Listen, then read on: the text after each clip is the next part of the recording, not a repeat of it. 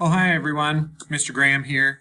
I'm going to walk you through a few things in this video, just kind of some little odds and ends, some things we want to check in on, some things we want to do to our paragraphs to make sure that everything in there is nice and solid and proficient and everything. So the purpose of this video, like I said, is to walk you through all those things, but you're probably going to want to pause at different points because there's a lot we're going to cover. So there might be some points to rewind, go back, pause, do that to your essay. So be prepared for that. But where we're going to start is with some formatting. So by this point, you should have your two body paragraphs, your Odyssey 1 and your Poem 1, typed up and in your essay document, right? So this is probably similar to something yours might look like at this point.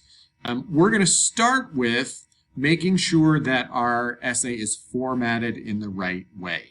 So this right here is the formatting section of our rubric. It's all the little reminders of things that we want to do, including what our heading looks like and what our text looks like and the font size, all that sort of stuff. So this would be a great place once you get to editing your video. This would be or your essay, sorry. This would be the place to pause it. And you can use this list as sort of a checklist to make sure that you do it right. I'm going to go ahead and do that on mine right now. So I'm going to press Control-A to select all. And once I have everything selected, then I know that everything has to be size 12, so I can change that font size. Everything needs to be Times New Roman, so I can change that. Everything needs to be double spaced, so I can come up here to the spacing and double space that. I can probably get rid of this extra space between the heading and the title, and between the title and the paragraphs themselves. I want to make sure that I only have two indents at this point, right? Because I have two body paragraphs, so my Odyssey paragraph should be indented, and then when I scroll down, I should have my poem paragraph indented, and that is in good shape. Okay, I should make sure that my heading has my name, my teacher's name, the class, and the date, and that's it. So it shouldn't have those extra, parts like that, maybe your teacher put that in there to kind of help you know what needs to go there. You can delete that, get that out of there, and your heading should only be the information that applies to you. And obviously, you're going to choose the right date and class and name and all that sort of stuff. Okay, another thing that is included in our formatting section is our citations. So we want to make sure at this point we have two body paragraphs. Each should have 3 citations. So that means a total of 6 citations. Hey, a little math in English class for you.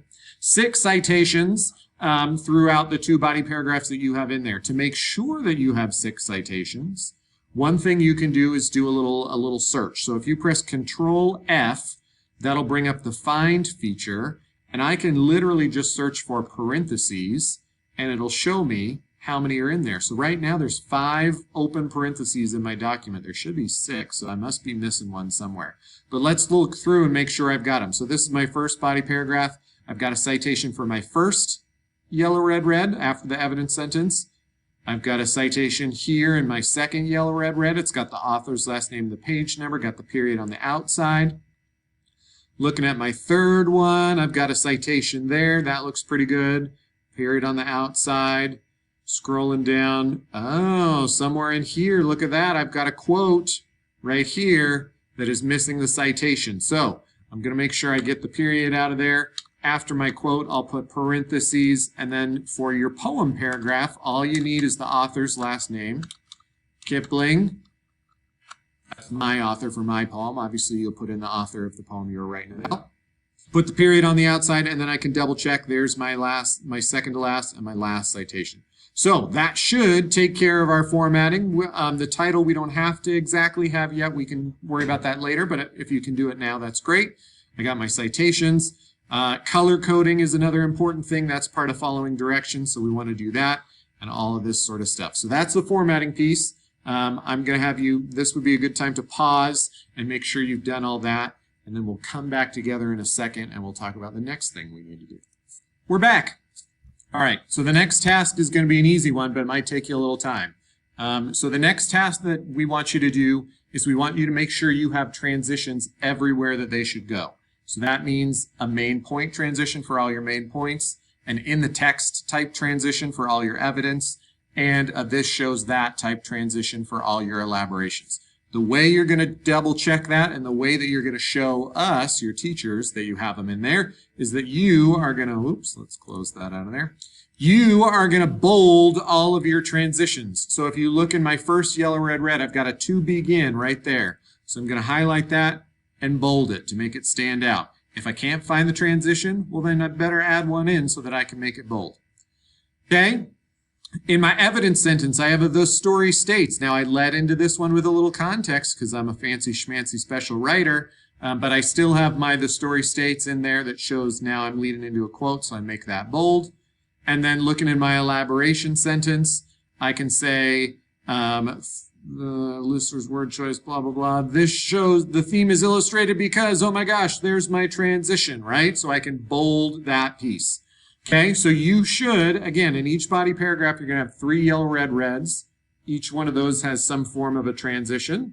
So you should have 9 bolded transitions in your first body paragraph, 9 in your second body paragraph. Do that right now. And then, so pause the video, do that right now, and we'll be back to do the next thing after you do that. Ready, set, pause. We are back. So, next step we're going to do is kind of similar to a step we just completed, which was bolding our transitions, right? All those transitions should be bolded now. We should have 1 for each yellow, 1 for each red sentence that is in our 2 body paragraphs. The next thing we're going to look for is the word theme and some language to describe the theme that we're talking about. So for you, that might be the word hospitality, or that might be the word discovering home, or that might be strangers, or something along those lines. Depending on what theme you are writing about in your essay, we want to look for that language. And that language should be in every yellow and every second red. So your elaboration sentence and your main point should have the word theme and a reference to what theme you're talking about. Let me show you what I mean by that. If you look at my first main point, I say, to begin, the theme of never giving up is shown when Odysseus is shipwrecked, yet still finds the strength to stay calm. So the word theme is in there. So to show that I've got it in there, to show that I found it, I'm going to underline it. And then my theme is never giving up. So that's the phrasing, that's the language I'm using to describe what theme I'm talking about. I'm going to underline that as well. Okay? So if I've got both of those in there, then that main point should be good. Next place I'm going to look is in my elaboration sentence. So this one says, through Lister's word choice like difficult and patiently, the theme is illustrated because. So I got the word theme in there. I'm in good shape. I can underline that. The theme is illustrated because Odysseus is completing a tedious task calmly, which shows how the power of inner strength can help you persevere through difficult times. Uh-oh. I don't have the phrase never giving up or not giving up in there. Is that a problem? No, because what I did was, or the author of this text, which was not me, but I still referenced the theme by talking about persevering through difficult times, right? So to persevere through difficult times means the same thing as never giving up. So do I have to have the same phrasing in every single main point and every single elaboration? No. But I do need to reference that theme. I do need to have that theme word in there or that theme phrase in there to show that each time I'm elaborating, I'm connecting back to my main point. Now, let's continue, and I'll show you an example of one that we need to fix. Additionally, this is my next yellow. Additionally, Odysseus leaves the comfort of Circe's palace to go back home. Uh-oh. I don't have the stuff in there, right? So in order to fix this, what I'm going to have to do is say, which demonstrates the theme of not giving up, right? So I got the word theme in there. I've got my theme phrase or my theme word in there, not giving up. I can underline that. I can move on, okay? So every yellow, every elaboration sentence, your second red, should have stuff underlined in it. Pause this video and do that now. Go. Whew. Okay, so you did that part. Now, you've got a bunch of stuff bolded, your transitions. You've got a bunch of stuff underlined, the word theme, your theme word, all that sort of stuff. You hopefully have started to recognize maybe along that way you noticed a couple of sentences where you're like, ooh, I don't have anything to underline. I might need to fix that, right? Or maybe you got stuck. Maybe you need to go visit your teacher's breakout room or office hours or something to have them help you get that word in there. But once, hopefully by this point, you've got, all your underlining, all your bolding. There's one more thing that we are gonna look for, and we're gonna specifically look for it in our elaboration sentences. Now, you should have already by this point watched the video that Ms. Springett made about how to make sure that your elaboration talks about word choice, talks about tone. So we want to make sure, we want to double check to make sure that that stuff is in our elaboration sentences. So that piece, I'm going to have you italicize. That's this one, the little slanty I one right up there. That stands for italicize. So each of your elaboration sentences should reference word choice or some specific words, right? So through Lister's word choice like difficult and patiently. That is where I, as the writer or the pretend writer, am specifically talking about word choice and tone. That's the whole point of the essay, right? Is to describe how word choice and tone communicates theme. So I've got that in there. I'm going to highlight it. I can scroll down, look at my next elaboration sentence. Oh, Lister uses the words enchanted and quite to create a whimsical tone. There's my word choice and tone stuff. So I can italicize that as well. So you should do that 6 times, 3 times in each paragraph, times 2 body paragraphs equals 6. There's so much math in this video. Do that right now. Ready, set, go. Okay, we're almost home. We've bolded things, we've italicized things, we've underlined things. We've looked for stuff that should be there. Now the last thing we're going to do is take out stuff that should not be there. So you may have noticed already as I've been scanning through my little sample essay that there are some pesky things in here that we want to eliminate. So like, for example, you'll see right here on my yellow, my first yellow, my main point, it looks like what might have happened is maybe I copied and pasted into this document from my outline, but I forgot to get rid of the part that says main point number 1, right? And then down here, this says evidence. That doesn't belong in my essay. I didn't write that. It's not part of my thinking, not part of my thought. That distracts from my thoughts. So we got to get those out of there. But how do I check to make sure that they're in there? Well, you might remember we talked about Control F a little bit earlier in the video to look for stuff when we were looking for citations. You can press Control F to look for all sorts of things. So if I want to make sure that main point thing isn't in there, I can look and it'll show me every time it says main. Well, I don't need to get rid of that one because that's main character, but I do need to get rid of this one, right? So you can do the same thing with your, to look for evidence, or you could just search for the colon, right? The little 2 dots there. You could type that in there and say, well, how many times does that show up? Oh, one more down here in the elaboration. But you want to make sure that you're carefully looking through for that sort of stuff to get rid of it, okay? I know for a fact I only put it in the first yellow, red, red, so that means the rest of mine should be good. But you might want to stop to check that right now. If you know that you're good with that and you can move on, the last thing is kind of a tricky thing we want to look for, because the last thing we're going to talk about is formal style.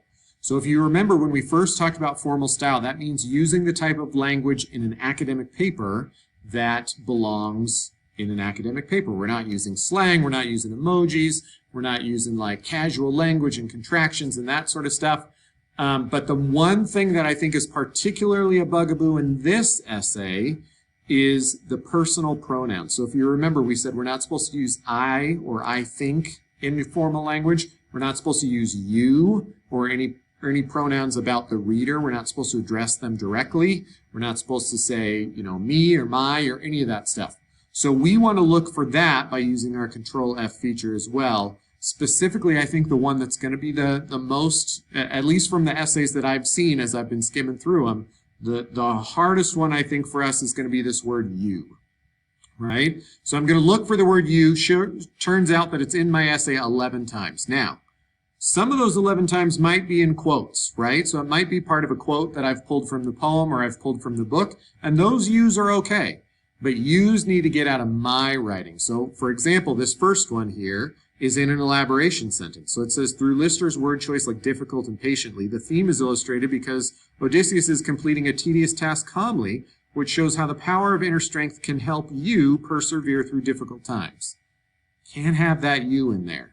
So what can I do? Well, I can change it to a more general term, right? So instead of saying can help you persevere through difficult times, well, maybe I delete that and I say can help people persevere through difficult times. Now I'm formal and I'm proper and I'm fancy, right? So what you're going to want to do is go through each of those U's. Let me look at my next one. Oh my gosh, there's 3 in a row right there, but all of those are in a quote. So I can ignore that one. That one's good. That one's good to stay. And I can look at the next one. That's in an elaboration sentence. This shows the theme of never giving up because Kipling uses a light-hearted tone to communicate that you should not take others' opinions too seriously. Well, let's do this. Let's do the same thing. That people should not take others' opinions too seriously and instead believe in yourself. How about believe in themselves enough to use others' criticism as motivation to work harder and be a better person, okay? So again, you want to click through, look for the ones that's in a quote, that's good. That's in a quote, that's okay. That's in a quote, that's okay. That's in a quote, that's okay.